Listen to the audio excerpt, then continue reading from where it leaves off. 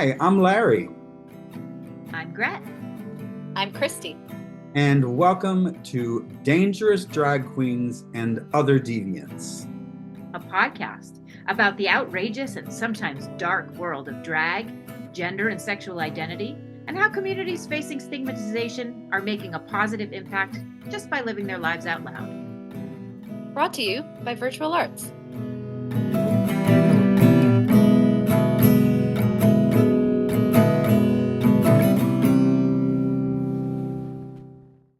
Hi, I'm Larry. I'm Gret. And I'm Christy. Welcome back to episode 2 of Dangerous Drag Queens and Other Deviants. Yes, episode 2, we are very excited to feature Logan Slaughter. He's been performing drag since about 2006 and mostly around the New York area and currently on Fire Island. So we met Logan through Susan Campanero, who was our first guest. I immediately asked her who is somebody that we should interview, and she said, you got to interview Logan Slaughter. So called him, and here we go. Let's take a look at Logan, okay? Hi, Logan Slaughter. Hi, Hello. nice to finally meet you. Nice to meet everyone. Yeah, is that your real name? So Logan Slaughter is my real name, and then Logan Hardcore is my drag name. Oh my gosh, how funny is that? Oh, Because nice. Slaughter was just too much. Yes, plenty of damage to be done by other drag queens with a name like that. And critics. Right. This is our second episode of Dangerous Drag Queens and Other Deviants. And we're the 3 deviants, by the way. You're the drag queen. But I know that all 4 of us have one thing in common, and that is that we all have children. Okay, so let's begin with you. How old? She is 1 year old 2 days ago. Wow. Congrats, Yeah. that's amazing. Yeah, and since you're GAY, okay, and I'm just assuming. Wow. So, No, so how dare you, Larry? How did that birth come about? So we were going to foster, and I'm an incredibly selfish person and possessive, and I think it takes a certain type of person to be able to foster and with the hope of reunification, because my hope was not reunification. My hope was to have a child to adopt. So then we went into the adoption process. We were scammed twice, and then we had our daughter, third time's the charm. We were actually on Fire Island a year ago, got a phone call that she was not feeling well. We missed the last boat. We hired a private boat, got off island, and the next morning they told us she was going in to have a C-section. So trusted our gut, and it paid off.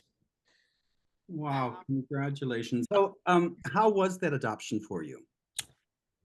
It was, I mean, the process getting there was a fucking nightmare, quite honestly. The money is one thing, but it's the emotional instability that is, you want to believe that everything that's being told to you is true, but I am skeptical of everyone and trust no one. So that was very difficult. And state by state, the birth mother has ample amount of time after giving birth to change her mind.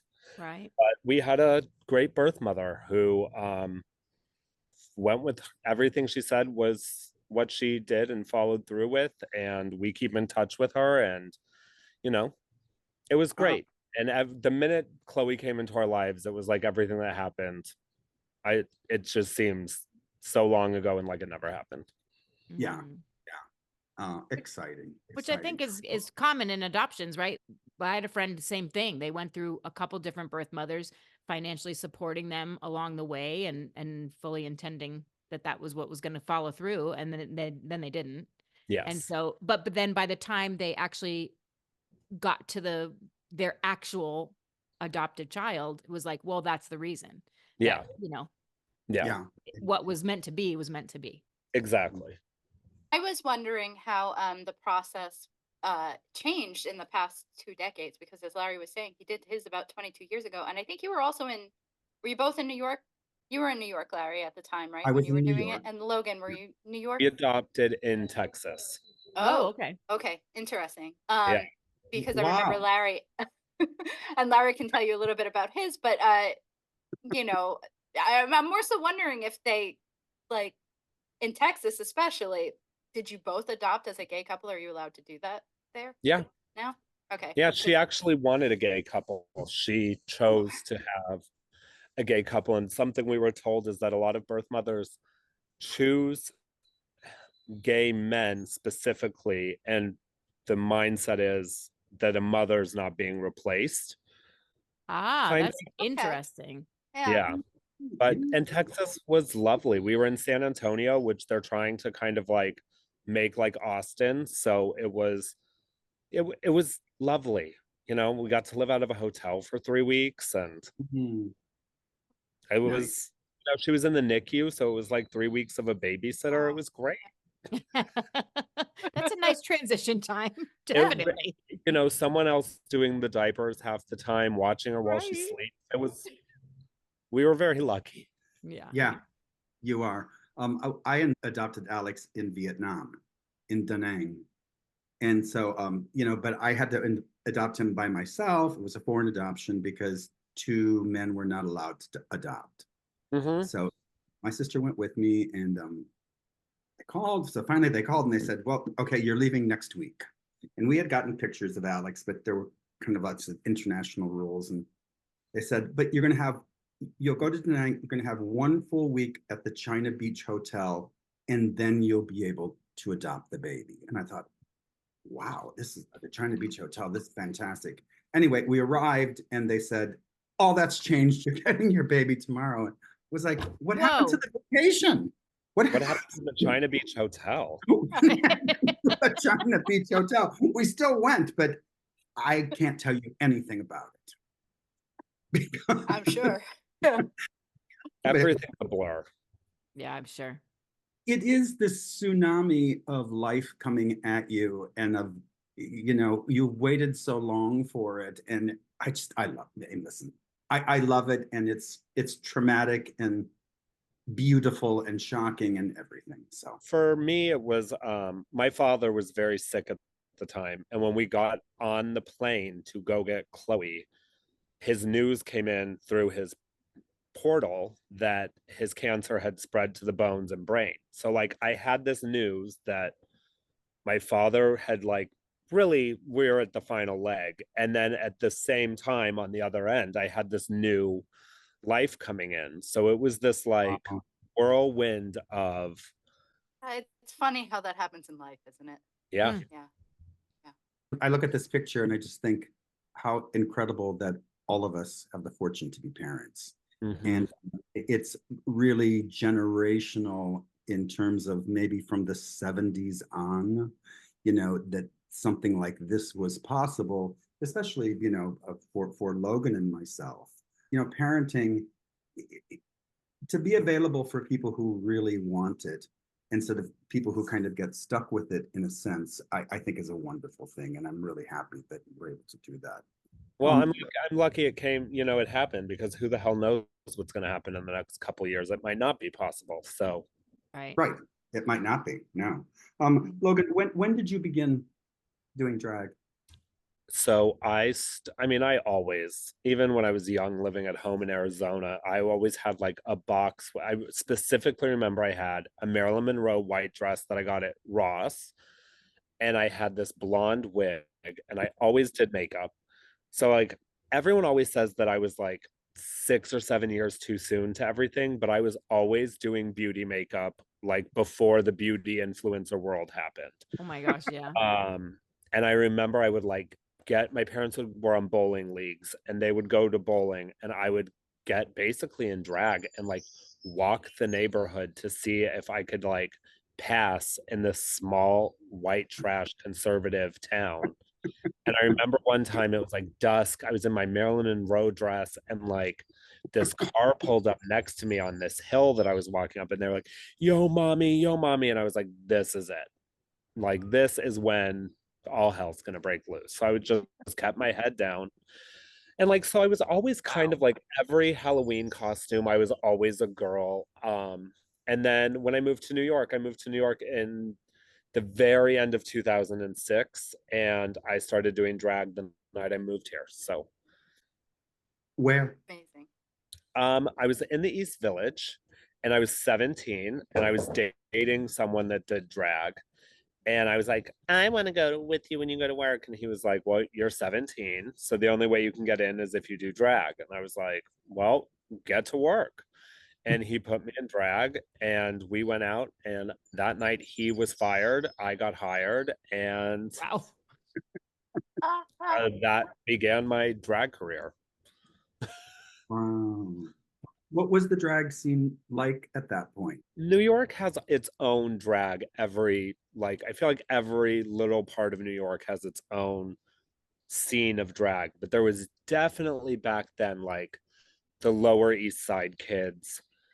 And it was way before Drag Race. So like we were still being shoved in the back of bars and like it wasn't the cool thing to go and see a drag show. Like I remember performing and people were like, shut the fuck up. Oh, wow. Like, oh my God, like they didn't want to be bothered. And it was like, you didn't tell anyone that you did drag because they would never date you. It was really just not looked upon well in the gay community. And now it's so funny because now it's like, it couldn't be more different. Now you're Yeah. the fucking pinnacle of everything. Right. So you're Yeah. saying even in a gay bar, people were saying enough. They didn't want any part of it. Wow. But like Yeah. Lips already Therapy, yeah. existed, right? Yeah, Lips was Probably, in the yeah. West Village. Yeah, Lucky yeah. Chang's was across from me on First and First. Gotcha. Yeah. But like Barracuda and Therapy were like show bars, but I remember Barracuda. but everywhere Yeah. else, like I was at Vlada. I would perform in front of the double doors that led to the street, and people would walk in like and just walk by me as I'm doing a number. I'm like it just there was no respect. We were working for drink tickets and like $50. Like Mhm. it was just a very different time. Now there's so much fucking drag. Like everyone that fails at AMDA becomes a drag queen, and like everyone can be a drag queen because of YouTube. But I think I was like at the very end of that where like you had to learn how to do everything. There was like YouTube was just starting, but there was no like how to do drag videos. No, there was no how to do it much at that No. time. And you can see in my early photos, there's this like transition of yikes to okay, we're getting there to final evolution. Mm. Yeah, it must be scary that first time. I mean, not on the hill in Red, Arizona, but in the Marilyn Monroe outfit. But it must be frightening that first time to go out in drag. So like I came from Arizona where there was no gay people. Well, now everyone came out after high school because they wanted me to be the scapegoat, but I was openly out, very flamboyant. I took a lot of shit. My house was set on fire. I was Whoa. neighborhood kids tried to stone me. On top of just normal high school bullying. So like going from that to New York City on a red eye flight, I always say, because I'm in AA, so when I share my story, I say, it's like going from black and white to color in The Wizard of Oz. And that's Wow. what it felt like to me. Yeah. So going from no gay people to being in a gay bar, I handled everything with drugs and alcohol. That's how I got comfortable. So like I never felt uncomfortable because I was drunk. And I know that you said that you're in AA. How long? I'm coming up on 4 years. Wow, congratulations. Thank you. That is quite an accomplishment. So you came and you were in the East Village when you began. I mean, no matter where they were all gritty in some way. Oh yeah. I mean, the East Village, like I think I caught the very end of that era of the East Village. Like I look back at it with immense gratitude that I got to experience these things, especially at the tail end, because if I was in the midst of limelight and all that, I wouldn't be sitting here today. I'd be dead. But I got to experience a lot of I worked the closing night of Roxy. So like I got to experience all these things at 17, 18, 19 years old. So What business is hubby in? I mean, we both have our hands in a lot of pots. He's a assistant principal, a real estate agent. He owns an adoption company for video profiles because we hated the way that the system is with like getting books and getting people to view you. We're in 2024. There needs to be a modern approach to this. So he created it. It's called Evernester. You create a video profile that a birth Wow. mother can click on, and instead of having to look at a boring book, there's this video of you that's the same thing, answering questions. Your friends and family can record videos to like do references. It's really pretty cool. Logan, how has drag changed in the last 18 years? I mean, there's money behind it now. It's mainstream. It's no longer this like underground hidden secret. It's not a punchline on an episode of television anymore. I will not go as far to say as it's accepted, because it's not. But I think there's money to be made now, and there was always money to be made if you were smart. But now you can really make a career. My best friend's Bianca Del Rio, who went from working in bars with me to bought a house in Palm Springs and you tour the world, literally 7 continents once a year.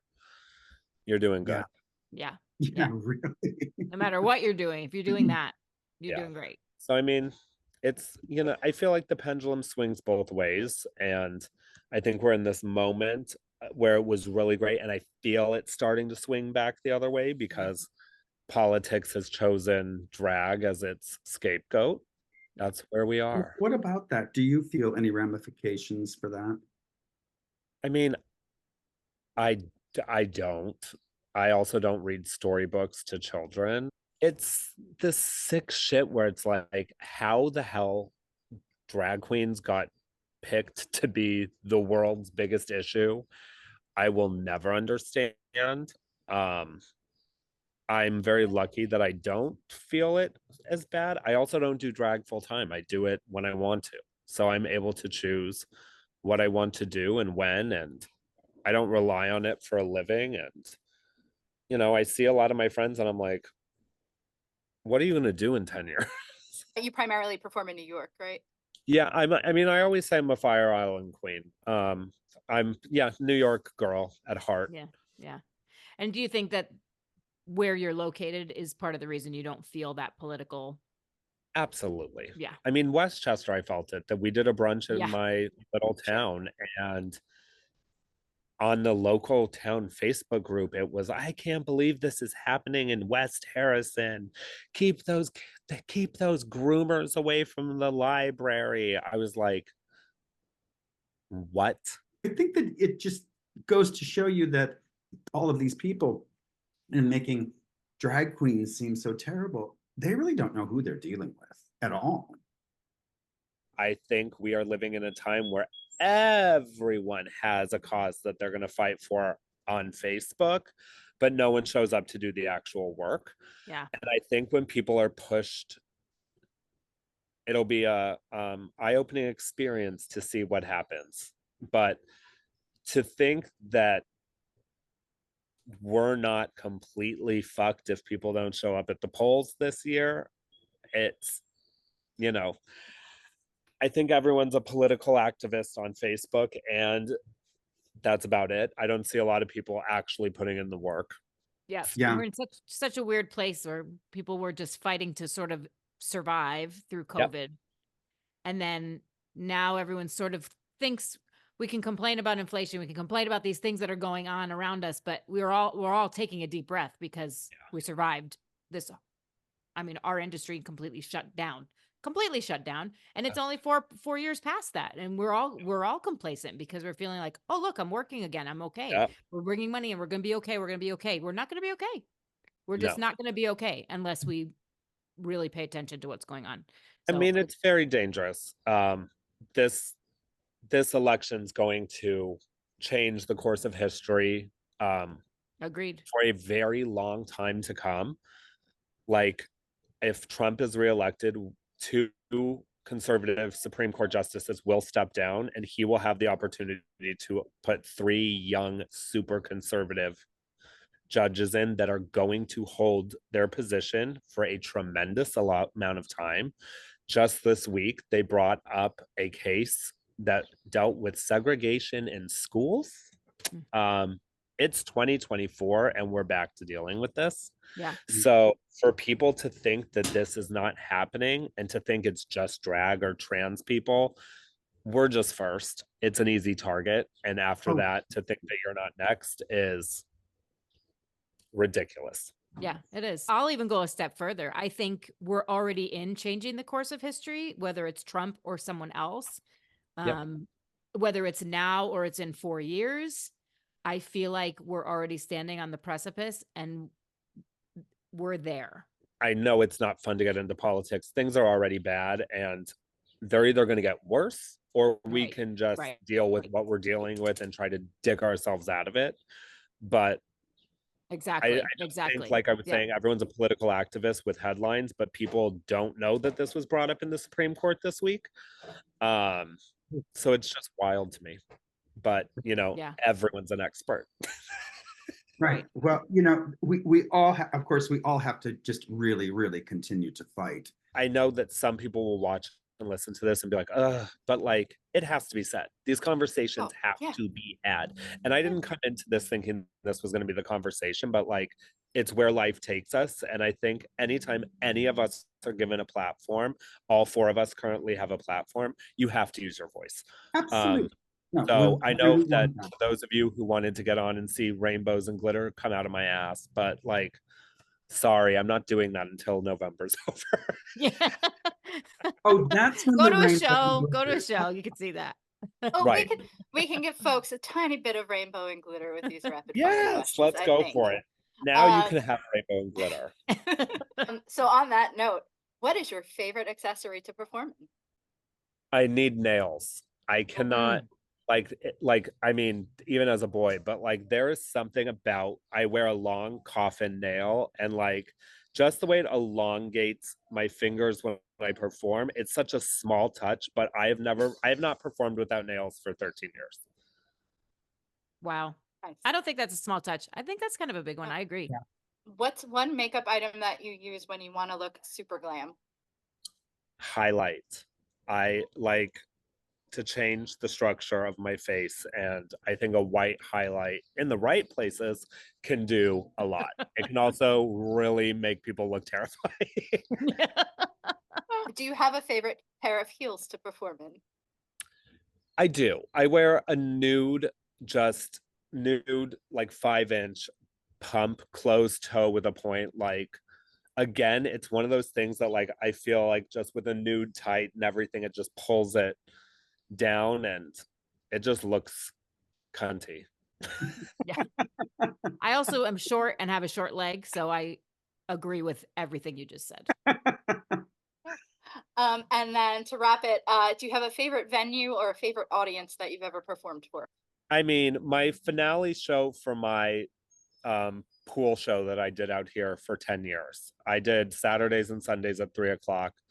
And my final show for that was something I'll never forget. I mean, I say frequently that there's no love like an audience applause. Like, it is something when you are able to be given that, it's a feeling you can't recreate. But the audiences out here are so in love with the performers that they love. Like, we all have these like fan bases that just like I'm rarely here, and like tonight's gonna be fucking wild because people haven't seen me in years. So like out any audience on Fire Island is chef's kiss. Is there anywhere that folks can if they want to find out more, see a performer, anything you want to promote, basically, give Oh it my to us. God. So my Instagram is Logan, the letter X Hardcore, Hardcore. My candle company is Radiant Light Candle Co. And by the time this comes out, I will be announced as the best of Westchester for Candle Company for 2024. My husband's adoption profiles is at Evernester, and it's evernester.com. Have a great show tonight. Thank you. Thank you Don't for break, having don't break a nail. me. No. Thank you, Logan. Thank I you, appreciate Logan. it very Thank much. you. Well, he was just delightful, wasn't he? Amazing. I mean, what he was saying about he didn't want to get heavy or talk, maybe go there on the politics. I mean, this is the whole point of what we're doing, that we are putting a human face to these issues and these stories and these amazing people, and maybe that will motivate people to go vote, because what is happening around us is affecting human people, families, good people doing good things. These are the stories that have to be told so that people care enough to get out there and do something about it. Absolutely. Absolutely. I know that we had talked a little bit earlier this week about some of these issues. The removal of books featuring gay parents from Moore County schools has prompted 2 groups to file a federal Title IX complaint against the school system. This one is in North Carolina. I was reading the article earlier. It also reminds me of that bill in Florida, the quote unquote "don't say gay" bill. I mean, what the bill says in essence is that from kindergarten to I think 4th grade, you're not allowed to talk about sexual identity or sexual gender expression, any of that stuff. You're not allowed to teach about it. So, but they're taking it to kind of an extreme level of like you're not even allowed to, in a simple story, a character is not allowed to have 2 same-sex parents. Not even allowed to see it. Never mind Right. speak Right. up, Yeah. instruct on it, but you're not even Right. allowed to Right. So see it says that one of the law's provisions bans instruction on sexuality, sexual orientation, and gender identity in kindergarten through 4th grades. I mean, I don't know. Do people really do that? I mean, I guess Well, they. that's what I was going to say. Anything along those lines in a hetero sense is of course done age appropriately. Nobody's instructing on sexuality to kindergartners. For General- kindergarten, it's as much as some people have a mom and a dad, some people have 2 dads, some people have 2 moms. That's what it would be. Like, Right. literally. Right. And they're banning teaching that. It's hard for me to understand why teaching somebody about the importance of 2 people loving each other is grooming. As we were talking about it, it made me think, I think it's them trying to deny the existence of gay people, transgender people, whatever, and just force everything back into the we don't talk about it space. And it's like, Yeah. if we don't have to see it and talk about it, then let's just pretend it doesn't exist anymore. And that's what's going to make us happy. Let's I don't- never forget that this is the country who has to somehow compensate in the karma of slavery. It's like once they realized that there was no controlling the actual human beings anymore, now we have to control the narrative in every way, shape, and form to fit what we want our families exposed to, as opposed to most, a lot of people bring their kids into a public school because knowing that my experience is what I can expose my children to. And in public school, they're exposed to the experience of everyone. And that's not something I can teach, because in my own home is only my own family, is only my own experience. And public school can serve in such a wonderful way if it's used as that kind of a tool, instead of a way to control the narrative for everyone else. If you embrace public school in that way, and many of us do and should, but a lot of people say no, public school should be what reflect what I think, I should be able to expose my children to those things in my own way. And that's your choice. And if that's your choice, then take it to a private school, take them to a private school. Or homeschool your children. Homeschool your teach them children. into who you are. You guys, I think that, maybe if we wrap this up, just would like to know if I could get one of the two of you to do something for me. And that is can you please send Judge Alito's wife a gay flag that she can hang in one of their many houses? Because she loves hanging flags. I could You just could go hand drive it over deliver to it. Just drive it over to her and tell her, and then he can blame that on her. Okay? Yeah, for sure. Because listen, it's not just Justice, Thomas and his renegade RVs. Nope. Alito's right there with him. It's now Alito with his flags. And the Damn. wives. What is it about the wives? Supreme I Court know. Justice wives are like having a moment. Ooh, yeah. They are having a moment, but I tell you. Okay. Bye, you guys. Thank Bye. you. See you next time. Ciao. Don't forget to like and subscribe to Dangerous Drag Queens and Other Deviants, as well as Virtual Arts on Facebook, Instagram, X, and YouTube. And be sure to check us out at www.virtualartsproductions.org for all our latest projects. And if you like what you hear, please share it with a friend. That's all for now. Keep living dangerously and on your own terms.